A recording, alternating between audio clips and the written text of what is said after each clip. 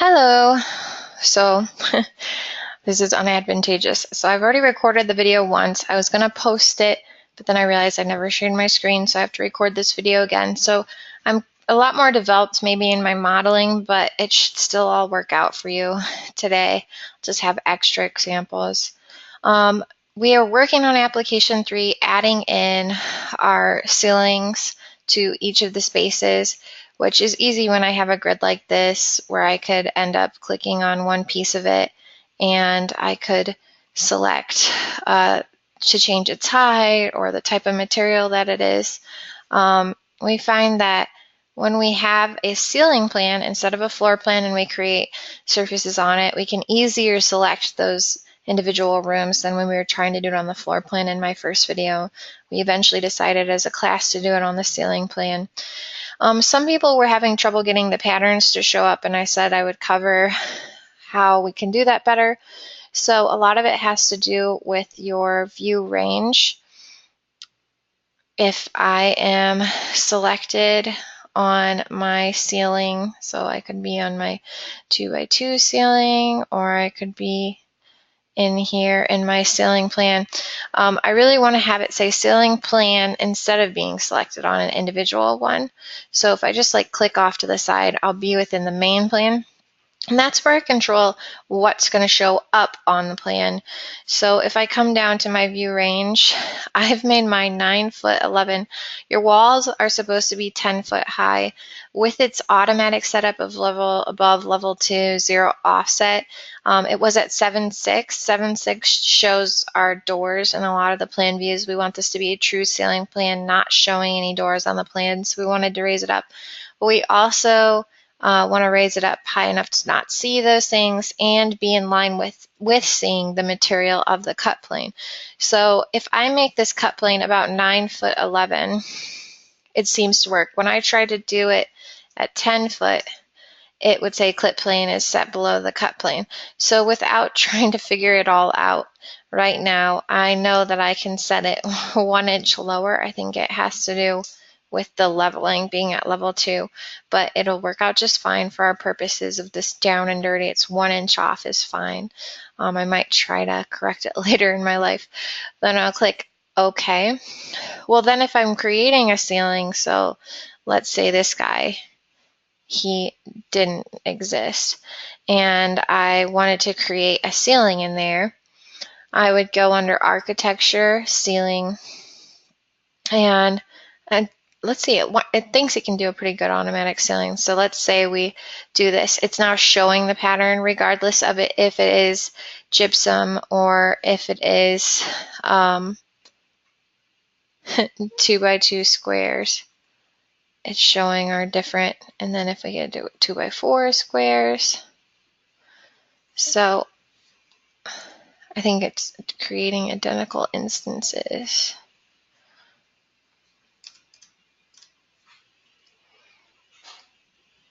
Okay. So we can see the patterns because this is at 9'11" as well. If I move it up to be 10 foot, which is where a lot of you probably have it, things will start disappearing. So something went on here.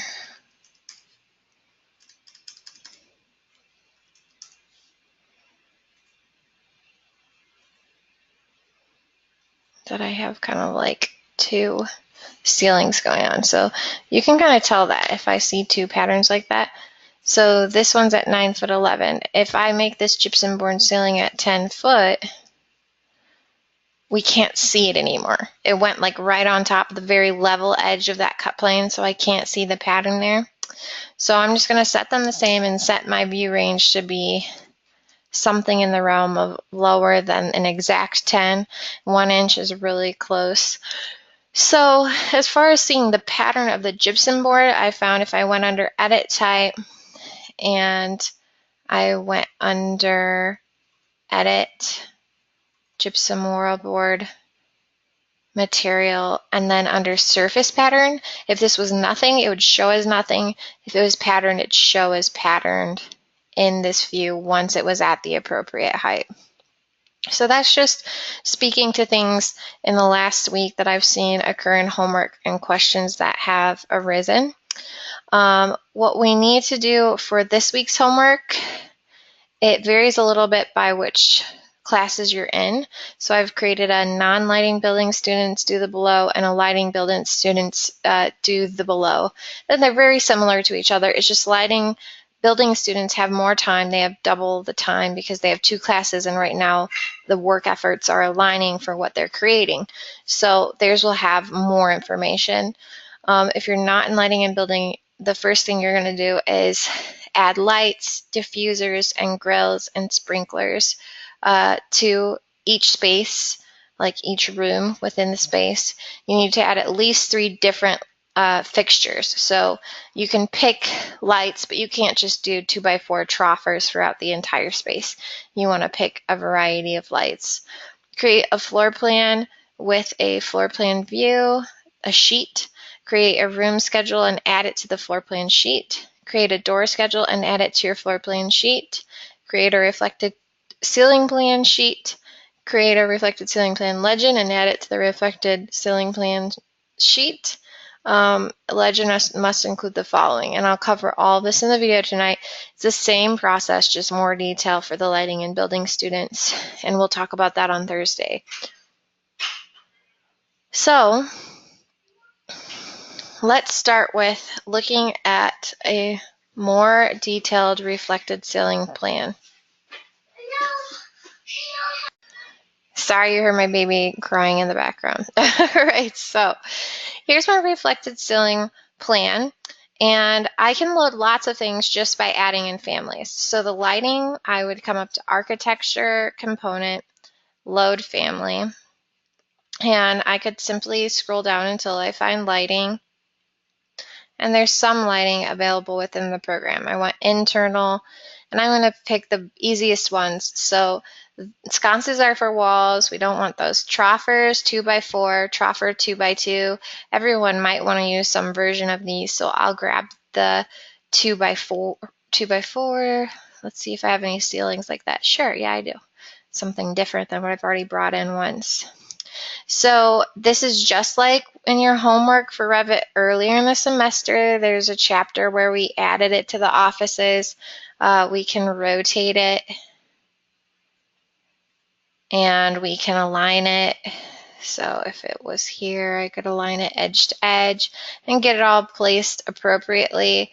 Those are the kind of things I'm looking at in grading, is that it's not sloppy. So that's really easy, and then we could Control C, Control V. You know, if we paste 6 in a row out here, we could Control C, Control V, those 6 down, save ourselves a whole lot of time.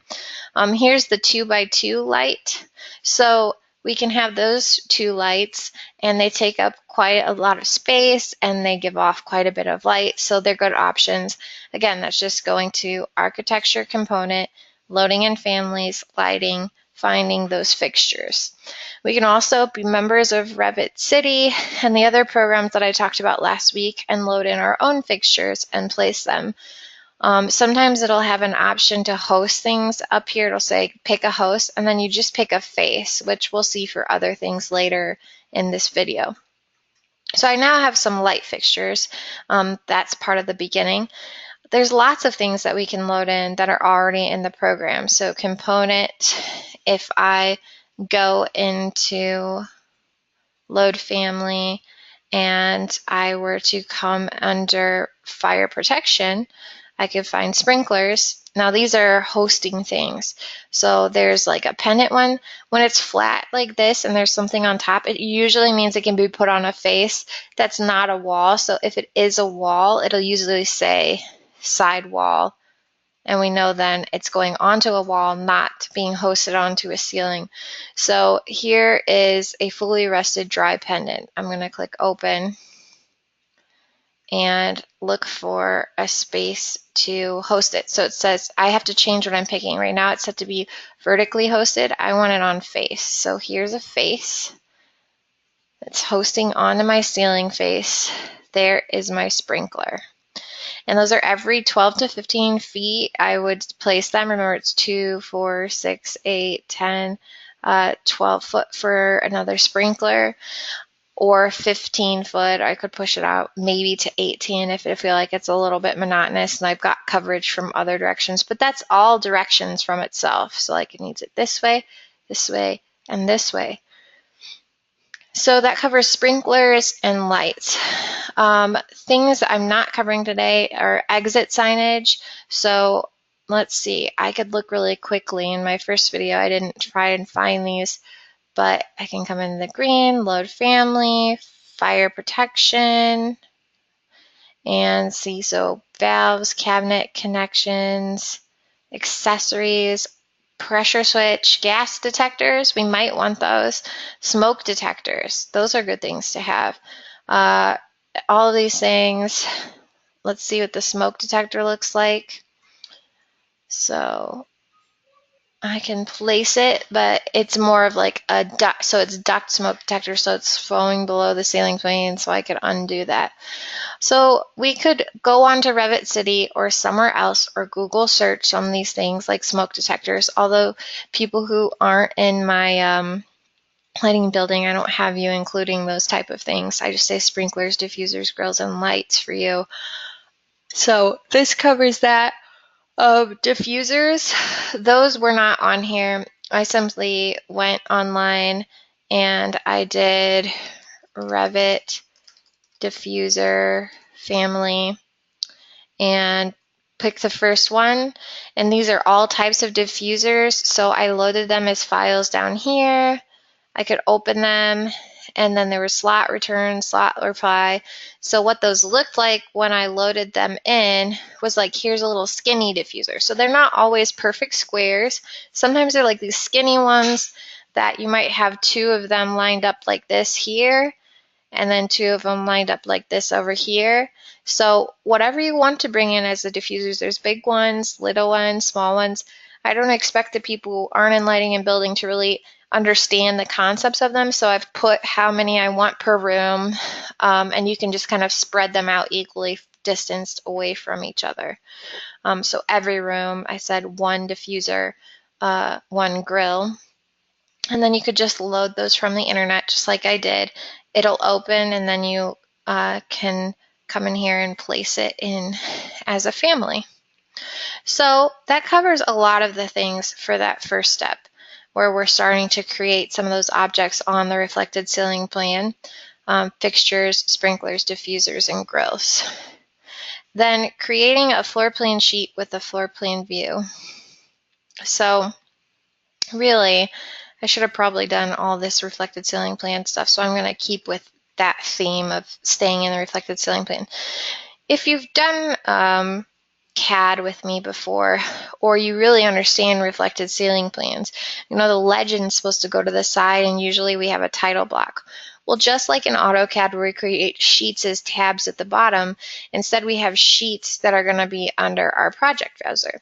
So over here I have sheets, I have reflected ceiling plan, and you can see I've created a legend here. So I'm going to delete this out, and I'm going to delete this view of the actual reflected ceiling plan out for you, just so you can understand how all of this took place.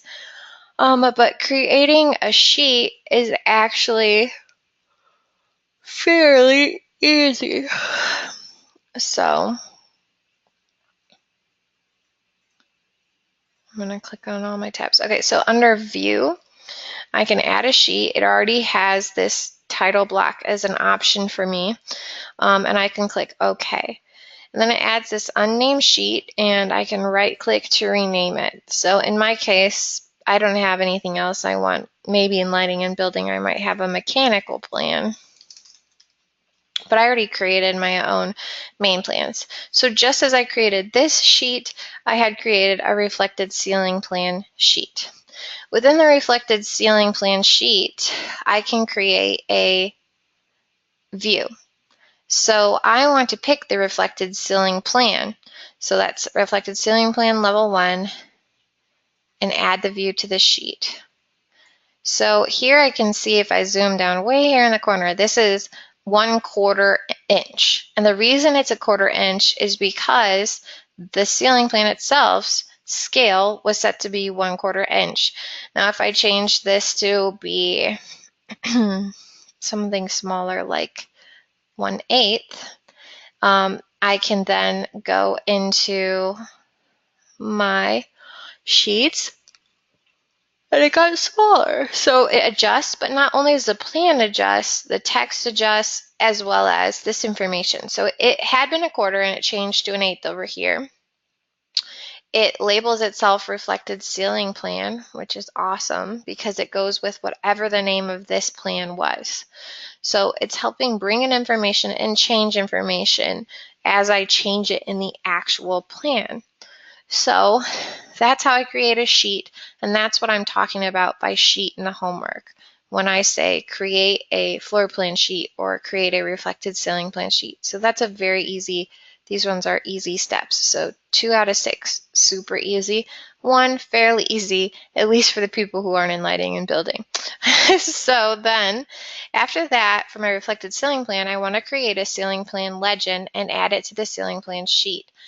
So in order to create a legend, you can see I already have one created. This is my reflected ceiling plan legend, but it's just like its own little drawing, like the detail drawings we did in earlier weeks. So for this, I have to create a legend, which I can come up under view and go to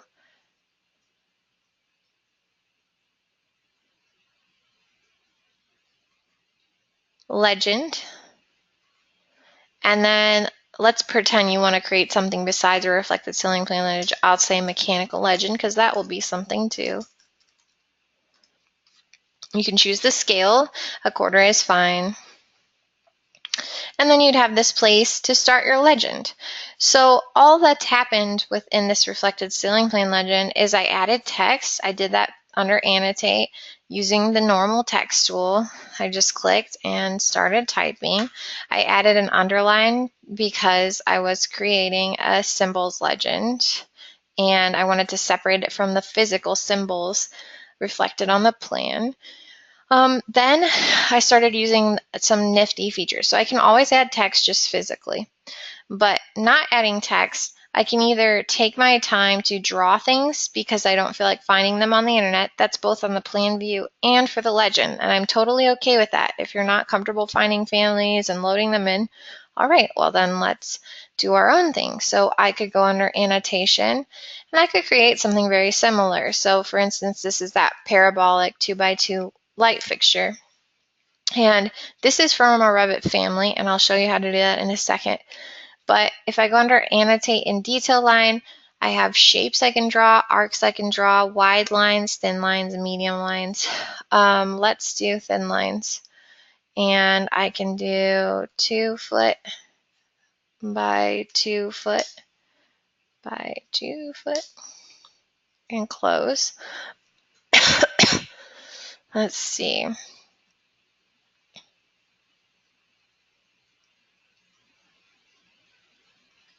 I can offset 1 inch. We'll see what this does. So I want it to go in the other way. I was just being too quick. So I'm just hovering on the inside. And I could fill up the little corners.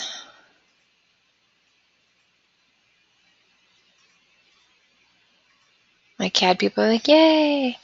And I could add a little circle. So under detail lines, at the center-ish, have a little circle. And I could radiate some lines out to the corners. And you see how quickly I have in fact drawn this, right, without finding a family. Now you could Google some of those symbols to know what they should be drawn like, but you're communicating something, so you can make things up as well within reason. Now this I did not draw. This was a family, so you can draw it. If you draw it here, let's say Control C, and then I'll go back to my reflected ceiling plan and I can do Control V and I can just like plop that guy down there. So here's what I drew. can't really almost tell the difference from this, right? It still shows up as a symbol. So drawn on here or on the schedule or legend are totally fine. Or you can be slick and you can bring in a fixture as a family. And then when I go into my reflected ceiling plan legend, I can go up into, sorry, I'm really tired. Let's see. Annotate component, legend component. And here's everything at a family existing. So if it was Troffer 2x4 component that I don't have yet, boom, there it is. One little tiny click of the mouse. So it's a time saver, but if your comfort level is not at what it needs to be, the other thing, you know, it's like 5 minutes, maybe more to create each of these symbols. So smarter, not harder, but sometimes smarter works out for you. If you know how to use certain aspects of Revit, this might be smarter for some people who's very comfortable with CAD and not with the loading in of the families. So we've got all these options. We're just drawing and adding text and adding lines to create this. If you really wanted to, you could add other lines. Let's do wide lines. Like if I wanted to have a justified edge here to kind of close this off or create a very finished box, I could do that too. Clearly that's not pretty, but then I could have everything under here. I could enclose this in like a little thing up here. I usually just do mine underlined and then really nicely spaced underneath it. So however it floats your boat, we're just communicating things. Then next to the thing, if it's a sprinkler, say sprinkler. If it's a light, say some type of fixture. If it's anything else, you're just giving me the label to communicate what that symbol is in the plan. Other things that for people who are not in just this class, who are in lighting and building systems, we'll go into all this stuff in more detail this week, so don't freak out. But let's say we had a ceiling cloud. We can load in a ceiling cloud and have it in the plan view, but it won't show up on here. So in that case, we would, because it's below the cutting plane of the 9-foot, blah, blah, blah. So in here, we could just simply draw shapes on top to represent that. So this is like if I had a square, it could be square, but technically it could be curvilinear in profile view. So some of you, this might be beyond, I did this earlier when I already made this video once. So this is the above view, like bird's eye of the ceiling plan. But this is what it actually looks like. So the amplitude of each of those would just be a line. If I was looking at it in bird's eye, it'd be like the highest point would be here, and then it'd be shaded like a curve going down. So if you had something curvy, it'd still read as rectilinear from above, which is kind of hard to get used to. Nope, don't care anymore. So I, again, just drew on here using detail lines. If I had curved clouds, like just perfectly round clouds at different heights that kind of overlapped each other, then I could put each of those kind of overlapping each other. And then on here, I would put the ceiling height of those. So I could say cloud 6 foot above finished floor, which would knock you on the head if you were taller than 6 foot. But you get the point, and then 5 foot above finished floor. Regardless of which class you're in, you really need to have the ceiling heights in all of the spaces. When it's a big space like this, we just put it kind of central and say ceiling is 10 foot throughout. And then, I mean, they're all going to maybe be 10 foot. Maybe you lower the ceiling in some spots. Just let me know by giving them a nice ceiling height label. Again, this was just text that I plopped on top using the text tool under Annotate. Okay, so we can draw anything we need to, or we can load in a family in order to do what we need to do. Okay, so I've showed you how to draw the ceiling plan, how to create the sheet, and how to create a legend, but let's get everything on our reflected ceiling plan sheet. So we have our reflected ceiling plan. I created my view. Here's this. The adding of the legend is as simple as here's my legend, and I click and drag it, holding down the left click, and click where I want to place it. Notice this is a 4-inch or 1/4 inch scale as well, and I can move it after the fact. I could align it top to top with the actual plan and put it to the side. So then I'm seeing, okay, this fixture is this. Now here, these are bigger because this isn't at a 1/4 inch because I went in and changed it. So you really want your schedules and legends and anything to be the same scale as the plans. So the symbols are the same scale and the text is the same scale. So if this was a 1/4 and I go back into my reflection ceiling plan sheet,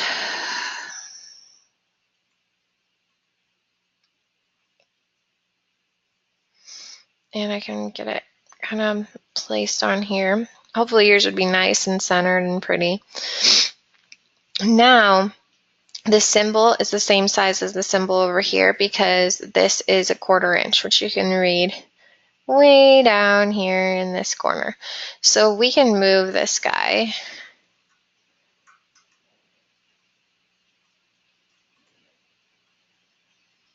He moves with the sheet.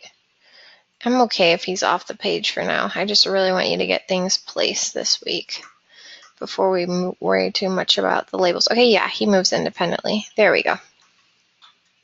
So you kind of want him in the lower corner here, right about here. And then you can adjust this line underneath. You could have it be really small, so you could have it line up. You could have it be just a little header or footer almost on this one, right here, however you want it. But just make sure everything's laid out nicely. And that's how we create a sheet. So if we want to do a floor plan, we can create a floor plan view like we did with our reflected ceiling plan. So that's under our view and place a view, and then we chose floor plan, so place a view, and then I chose floor plan level 1. And then after I place floor plan level 1, I am needing to make a room schedule. So all the stuff to do with schedules is going to be covered under chapter 12 in our book. Now, something else I wanted to say. Right now, the people who are in lighting and building, your floor plan level 1 is also your furniture plan, but the reality is there's usually a floor plan and a furniture plan. So just this week, right click and duplicate the view, and then label 1 floor plan and 1 furniture plan. And the floor plan is just going to have the room labels and look like what we create tonight, and the furniture plan can keep the furniture, but you want to delete off the furniture on the floor plan so that it's just how we have it tonight. Floor plan usually includes things like what are being shown here. So my cabinetry that's built in is not going to move. I like to think of it as if I was renting the space and I moved out, I wouldn't take it with me. So a toilet, a sink, they're built in the walls. I'm most likely not going to remove the cabinetry, but I would take anything on wheels, any furniture, anything mobile that I could move out of the space. So what's on the floor plan is room labels, anything we can't move, really, and any special notes about things that are going to happen in the plan. So like if there was something special about these doors or the cabinetry and how it's placed, accessibility things, all those kind of notes could go on here. Maybe something about the columns, any special materials stuff that could go on here. But our furniture plan should just be a nice, clean furniture plan. That's pretty much a finished furniture plan with materials. So duplicate the view and have one of them where you right click and rename it furniture plan.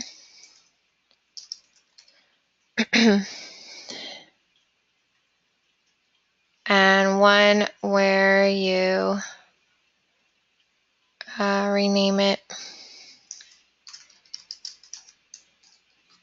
floor plan. Okay, so we have furniture plan and floor plan. And we're going to be working on the floor plan tonight. So I am going to open up to 12 now because we've covered add lights, sprinklers to space, create a floor plan with a floor plan view, create a room schedule, we haven't, door, we haven't, create a reflected ceiling plan sheet, yes, and the legend, yes. So we're going to do room names, room schedule, and door schedule. And I'm basically going to read out of the book, but apply it to this application unit. My baby's been terrible too tonight. All right, so let's see. Coming into my floor plan and opening up to 12.1, it says we want to add room tags. So we want to go into architecture, room and area, and room. Architecture, room and area, and room. And sure, I'll save my project. Okay, so I can click in the room. So you want to be kind of methodical, like you wouldn't want 1 here and 2 here and 3 here and then have to go through and relabel them all. So I'm going to do my big open area 1 and then 2. And then my bathrooms accidentally already have rooms in them from earlier tonight, maybe 3, 4, 5, 6, 7, 8, and it's only renumbering because I did do this earlier tonight. So I am done with that. And once I'm done with that, so let's imagine this was, this is still a good order. You get the idea of it. I'm not going to renumber them just because. But now I have nice numbers in an order I'd circulate through the space. And it's just that simple according to 12.1.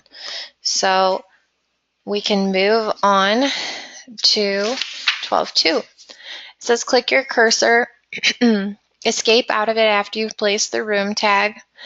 And then it says now we can click on things like the room name and number to change them. So if I really was distraught about this room name, I could change it to maybe office 1. And it's room number 10, but I might only have 3 offices.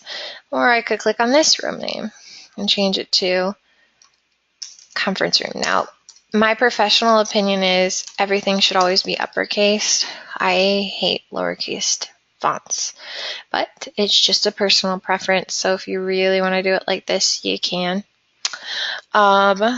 So that's how easy it is for us to add the room tags according to 12.1 and 12.2. Then we're going to add our door tags. So I'm missing door tags, which is great. And actually, really quick, I'm going to come through and delete my schedule so I don't have any, and I can create them with you tonight. So I'm missing tags. So I need to go into annotate, and I could really tag all in my case because I don't have any. But if I didn't have just every one missing, I could do tag by category and click on that and then click on the door and tag it. So I'm going to click tag all and click apply and OK, and then it'll do 1, 2, 3, 4, 5, 6, put my doors in for me. So then I'd want it to change it according to the book to correlate with the actual room it's adjoining to. So for instance, this would be door 9 because it comes into room 9, and this would be door 10 because it goes into room 10, and so on and so forth. And I'm actually going to take the time to do all this work because I want you to see a nice schedule where the numbers make sense. And here's 7. I'm just going to delete this door so I don't have to worry about him in my schedule. And you don't have to worry about thinking about how things work. So 12. And this would be 14. Okay, so I have doors that correspond with actual rooms. and I've added the tags.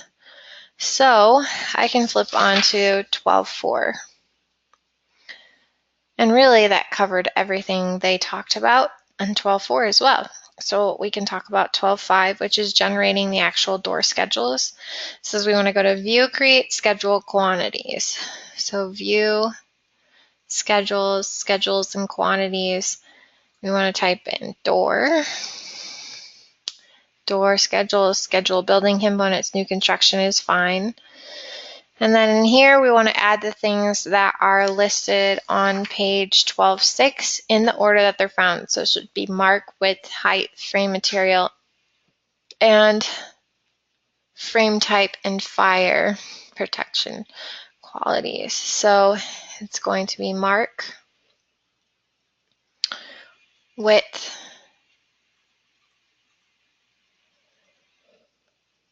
height,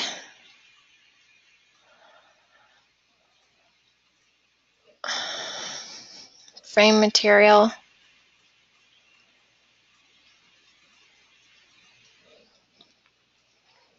frame type, and fire rating. Once you get all of those in that order, click OK. Well, no, click sorting grouping. And then we want to do it by mark. Ascending is fine, and everything's unchecked. And then we can click OK. And it creates this. So I have one random door that was 2, but then I have 9, 10, 11, 12, 14. They're all 3 foot wide, 7 foot 2.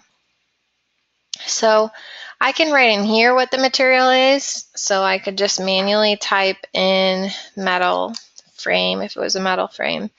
Or I could put in wood if it's wood, but the drop down doesn't seem to be very useful except for dropping down what you've previously typed. That's what it's used for. We don't do much with this information up here.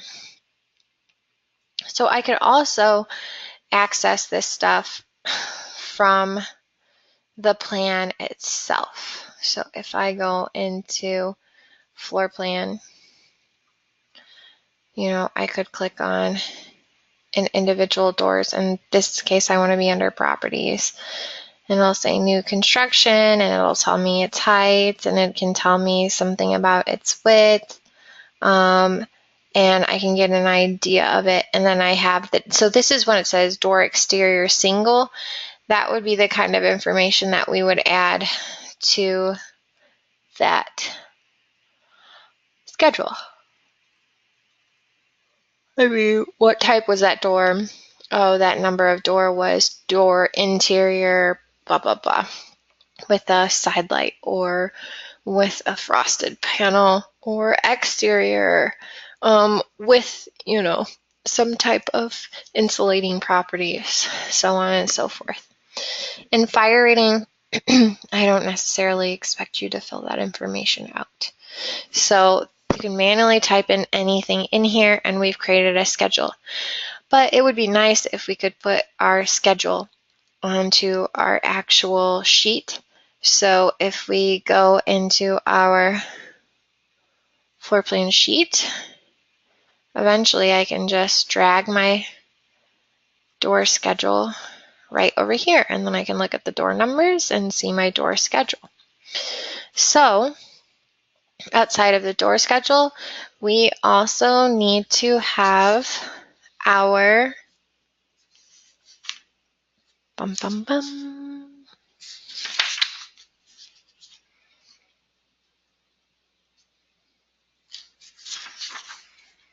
room schedule.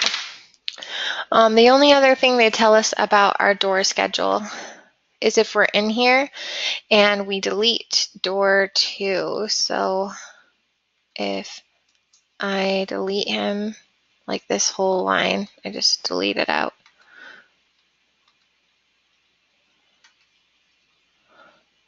And even if I change this to be, well, actually I'm going to change number 9 because So we'll keep it at 3 foot. I'm going to try and show you a couple of things. I'm trying to enter the value here. Oh no, I've broken Revit.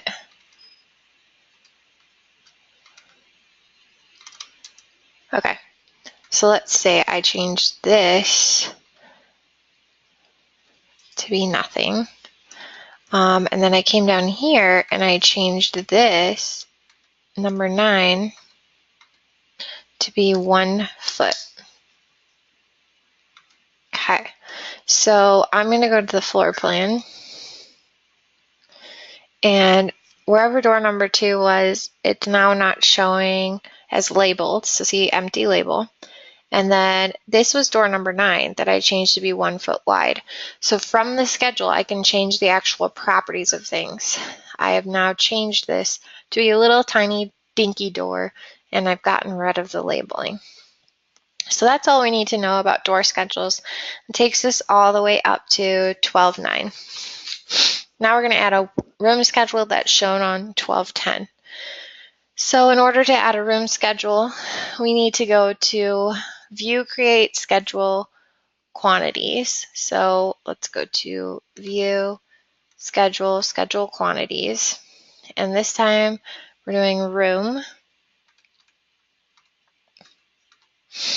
Schedule was fine. All this information is fine. New construction. So they want us to add the following in this order. It's going to be number, name, base finish,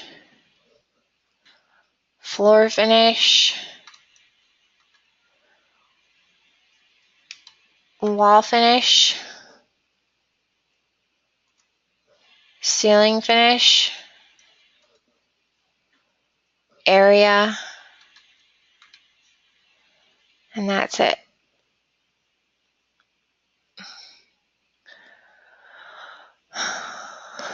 So it says on the sorting grouping tab, sorted by number, uncheck footer if it was checked. And on the appearance, we want thin lines and a 1/4 inch Arial for the text title. And it creates this for us. So you can see where I had labeled a room to be conference, I have them. Now, what happened here is I already had a room schedule with these rooms in them. So I have duplicates in here, but yours wouldn't be because you wouldn't have never created these rooms. I just have secret under rooms that are showing. Yours will be just 1 through 12 or whatever you do nicely, and then the room names. If I change the room name here, it changes on the plan. This is great. It adds the square footage in here so we can finally know that for some of those spaces, so we can know how to do our lighting for the lighting and building system people. And then we can manually type in the base finish in here, so we could do wood, carpet, tile, wall finishes. If it's gypsum with paint, what is the Sherwin-Williams color? Ceiling finishes, what is the Sherwin-Williams color? Usually you say paint and then you say the actual finish. So we could manually fill all of that out. They also point out if you go to the floor plan and you select on this so that it's the room itself, it brings up the properties here for that whole room, and I could type in, so I'm just gonna make it so you can see it, red robin base, you know, something that you'll notice a change. And then if I go back into my project browser to my room schedule, there you can see red robin base is the base finish. And this looks just like Excel, so I can drag this over until things are big enough. So I can change it here, or I can change it by clicking on the room so the blue X is highlighted and change the whole room in the actual floor plan. Another thing, if you want it, you could have, like if I click on the room label, maybe, and then I go under my properties. You can have just a room tag, you can have a room tag with area. So if I zoom in now, you can see that room tag with its whole area of 91 square foot. So it's up to you if you want all of that information or just the room tag on here, and then next to the side on the sheet, the other information. So this is where we have our floor plan, but we need to have a room schedule show up on our floor sheet.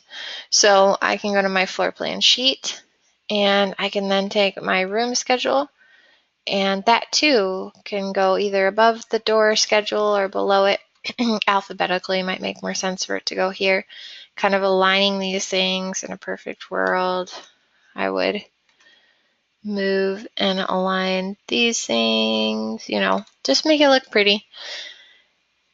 Center it all in the middle. So at the end of the day, we want a floor plan with a door schedule and a room schedule finished out, created as best we can. And then for people who are not in lighting and building systems, you can totally make that up. So you could make up fake paint names, and you could do all wood base. You could do wood base, metal base, rubber base. You know, you're making things up. And people who are in the project course for lighting and building, you would want to fill the real information into the charts. So creating it this week is the priority. Filling in every little thing is not as important, although filling in the schedule for the reflecting ceiling plan is an expectation to be completed because it goes really much in line with application unit 3. And you have both classes to work on it. So people who aren't in lighting and building, I would think you would finish the schedules just because you could make the information up. So it's a lot less thinking. You're just kind of plug and playing in all of this room schedule, but make it believable, you know.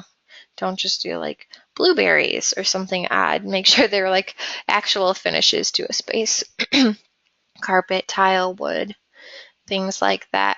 We were painting materials on the floor, so if you know your floors you painted to be tile in here, and this is room 10, make sure 10 says tile, and those things correlate at the very least, right? All right. So I'm pretty sure that covers all of our homework, and I was able to do it in way quicker time than I did the first video. So I'm sorry this is so late, but I was so frustrated with not having the screen on and recording for 2 hours the last time that I needed a little bit of a break. So this file, this kind of like layout is for you under the module. If you go to course modules, module 11, there's module 11. I can delete that actually, this building schedule. So that's just like one of those label things. I can remove this. Okay, so if you click on the application unit, there's all the instructions of what's getting added this week for homework. Again, it just took me an hour to show you how to do it. I didn't fill in everything, so I know it is work, and I know the other one we have a lot of work done. So I have this being due next week, but if anyone really wants to talk to me, they can. I have less, that's more for actually the people not in lighting and building systems, because you have 2 classes.